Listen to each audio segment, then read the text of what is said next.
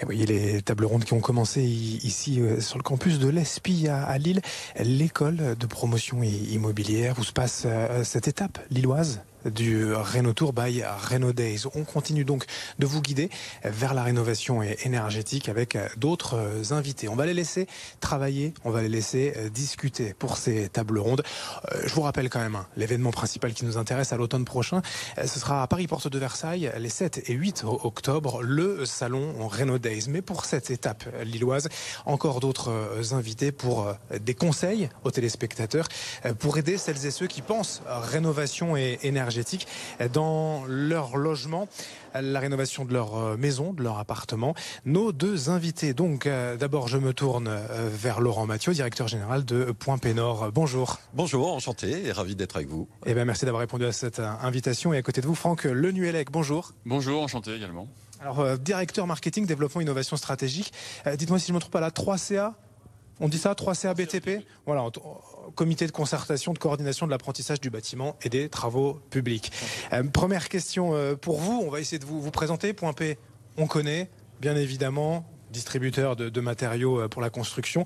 La CCA BTP, la 3CA BTP, c'est quoi en deux mots ? En deux mots, c'est un organisme paritaire qui a vocation à accompagner les 1350 établissements qui forment au métier du BTP pour qu'ils soient plus en adéquation avec les besoins des entreprises. Avec des profils qui ont changé ces dernières années, pas mal de reconversions. Vous aussi, vous avez dû évoluer ? Avec des profils qui ont changé, puisqu'aujourd'hui, nous comptons près de 30% de personnes en reconversion versus une dizaine de pourcents il y a 4-5 ans encore. Ces métiers, ils sont très vastes. Si vous deviez donner quelques exemples, on va dans tous les secteurs ? Alors tous les secteurs d'activité, essentiellement de l'infrabac, à peu près 70% d'infrabac sur des métiers tels que le gros œuvre, tels que chauffagiste, plombier, électricien. Infrabac, juste pour les téléspectateurs qui ne maîtrisent pas peut-être le jargon ? Bac et inférieur, CAP et bac professionnel. En dessous du bac, effectivement. Ce sont des métiers donc, qui ont changé, peut-être avec la rénovation énergétique, qui se sont spécialisés, qui se sont précisés. Oui, alors donc les métiers ont vraiment évolué puisqu'on voit une évolution des compétences qui sont passées de compétences purement techniques à des compétences que l'on appelle maintenant des compétences comportementales, d'appréhender un chantier dans sa globalité, de pouvoir travailler sur le recyclage des matériaux et puis aussi d'être en capacité d'appréhender une rénovation dans l'ensemble de ses composantes, de la conception jusqu'à la livraison et ensuite de faire un suivi du chantier pour les usagers. À l'arrivée, pour les artisans, ça veut dire un label reconnu. L'idée étant pour les téléspectateurs, pour celles et ceux qui veulent faire une rénovation, de trouver le bon artisan, en fait, de ne pas se faire avoir.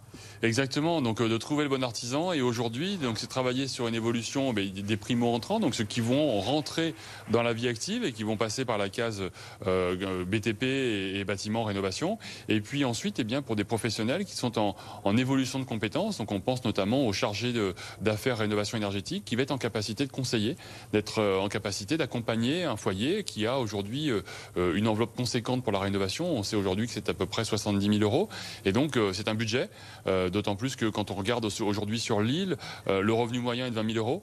Donc on voit l'importance d'une rénovation et donc le professionnel va être en capacité de gagner la confiance et d'être très factuel, notamment avec des labels comme le label RGE par exemple.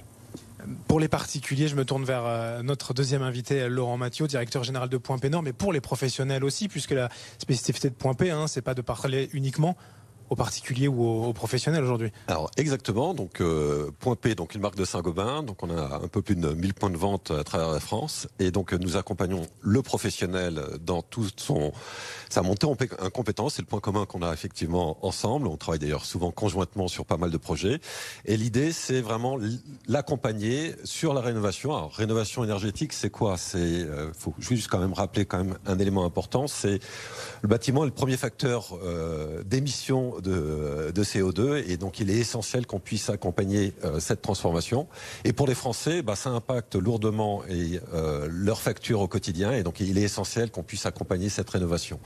Alors côté professionnel, on va accompagner le pro à travers notamment une plateforme digitale qui va l'aider en 30 minutes à réaliser un diagnostic thermique et surtout une plateforme qui va lui permettre aussi d'être pédagogique auprès du particulier. Donc ça c'est le premier exercice. Vous nous détaillez l'application l'application, la tablette, vous allez dans un logement, un appartement, une maison, et puis comme ça en 30 minutes, vous savez ce qu'il faut faire. Sur le smartphone ou via une tablette, le logiciel est en ligne ou peut se faire offline aussi, donc en dehors d'un réseau, et très rapidement par des jeux de questions-réponses.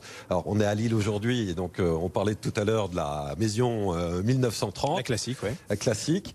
On rentre dans la maison, on fait l'inventaire, on regarde les surfaces, on regarde l'exposition, et très rapidement, on va sortir la classe de performance énergétique du bâtiment, et on va préconiser via ce logiciel 3 types de scénarios pour des types de travaux à réaliser, et qui va s'adapter aussi en fonction de la bourse du particulier, quels sont ses moyens, ou de ses choix aussi de matériaux, donc s'il préfère plutôt du biosourcé à un moment donné. Donc très rapidement, sur la maison 1930, ça va être les points de déperdition se situent dans la toiture, donc souvent dans les combles, mais aussi dans la cave, on peut isoler le plancher, et puis se pose la question de la façade. Alors c'est vrai qu'on a des belles façades en briques sur l'île, et donc l'idée c'est de faire peut-être un ITE, mais tout en conservant la plaquette et la finition, et ça on sait accompagner. Un ITE, c'est une isolation thermique par l'extérieur. Par l'extérieur. Exactement, oui, c'est vrai. Et faire attention aux sigles, effectivement, au jargon un peu technique. L'offre de matériaux, en fait, elle est très très vaste aujourd'hui. Vous parliez de biosourcé, le chanvre, le lin. Qu'est-ce qui va générer ensuite une hésitation? C'est le coût, souvent pour il y a un aspect d'abord économique. Et ce qui est aussi compliqué pour le particulier, c'est la compréhension de tous les dispositifs d'aide. C'est souvent abstrait, on ne sait pas quels sont les bons ressorts, quel est le bon ASERMI qui permet de pouvoir avoir la bonne subvention ou bénéficier de ma prime Rénov. Et donc, à travers cette plateforme digitale, on va avoir la préco, effectivement, en fonction de vos revenus, est-ce que vous êtes éligible, pas éligible, et puis après sur des choix environnementaux. Après, en termes de technologie de produits, pour les questions de bourse, vous avez des produits, je dirais, à base de laine minérale ou laine de roche qui sont effectivement très accessibles. Et puis on souhaite monter en gamme avec des produits avec plus de circularité. Ça peut passer par le coton, notamment avec du textile recyclé, et trouver des solutions aussi alternatives. On en a beaucoup parlé depuis quelques années, et peut-être que la guerre en Ukraine avait été un élément déclencheur. La question du coût de l'inflation, surtout pour le bâtiment, on en est où aujourd'hui? Alors, donc on a déjà plutôt des bonnes nouvelles sur l'aspect de l'inflation, puisque on a un coût énergétique qui a baissé. Donc c'est vrai que les défis, je pense, à venir, c'est de pouvoir proposer des matériaux qui sont un peu moins exposés au coût énergétique. Donc l'idée, c'est aussi d'abaisser leur coût de fabrication et changer de technologie. Et donc là, on a une tendance plutôt effectivement de rééquilibrage au niveau tarif, effectivement. Je reviens vers vous à présent, Franck Le Nuellec, pour la 3CA BTP. Vous travaillez effectivement avec Point P, avec d'autres prestataires, avec d'autres fournisseurs, j'imagine. Sur ces matériaux aussi, vous avez un rôle de prescripteur peut-être? Les artisans eux-mêmes surtout ont ce rôle-là? Oui, tout à fait. Donc nous, aujourd'hui, au travers des organismes de formation, nous avons des synergies avec le groupe Saint-Gobain, avec Point P, pour l'aménagement de plateaux techniques, parce qu'on sait aujourd'hui que travailler avec des bons matériaux, c'est important. Et donc, il est nécessaire pour des jeunes qui se forment au métier du BTP, d'avoir les bonnes pratiques, les bonnes techniques métiers. Et on voit aujourd'hui qu'il y a aussi un développement du recyclage et des matériaux biosourcés. Il y a une demande, c'est une tendance. Vous le disiez, auprès des jeunes, d'être formés là-dessus, je veux dire, d'avoir déjà une démarche un peu éco-responsable? Oui, tout à fait. Donc aujourd'hui, sur les à peu près 105 000 apprentis au métier du BTP, nous avons à peu près 80% des jeunes qui veulent s'engager dans une démarche durable, une démarche de décarbonation, et donc être porteurs de ce message-là. Donc on voit qu'il y a une quête de sens qui se fait quels que soient les secteurs d'activité, mais c'est encore plus vrai au niveau des métiers du BTP. Pour les artisans, aujourd'hui, il n'existe pas forcément de label reconnu si l'on est biosourcé, dans la rénovation énergétique ou des méthodes traditionnelles. C'est pas encore très clair? Pas encore. Alors nous travaillons essentiellement sur de la formation, donc avec des dispositifs comme FIBAT qui permettent de former au métier du BTP et surtout au métier de la rénovation énergétique. Nous avons des programmes de collaboration, notamment avec le Cercle Promodule ou le Club de l'amélioration de l'habitat, pour arriver à développer des dispositifs d'apprentissage, de montée en compétences qui permettent justement d'avoir les bonnes compétences au bon moment. Merci à tous les deux. Je rappelle Franck Le Nuellec de la 3CA BTP. C'est le comité de concertation et de coordination de l'apprentissage du bâtiment et des travaux publics, et puis directeur général de Point P Nord, Laurent Mathieu, d'avoir été avec nous. Merci à tous les deux. Merci d'avoir contribué donc à mieux comprendre la rénovation énergétique dans la région. On reste ensemble sur cette étape lilloise du Rénotour by Rénodays. Je rappelle l'événement parisien, porte de Versailles, les 7 et 8 octobre prochains. Le salon Rénodays, on en reparlera bien évidemment. Mais on reste ici à Lille avec l'état des lieux dans la région, des conseils et aussi pour vous téléspectateurs.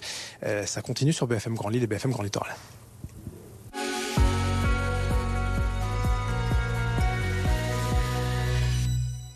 Bonjour à tous, c'est une météo encore printanière qui va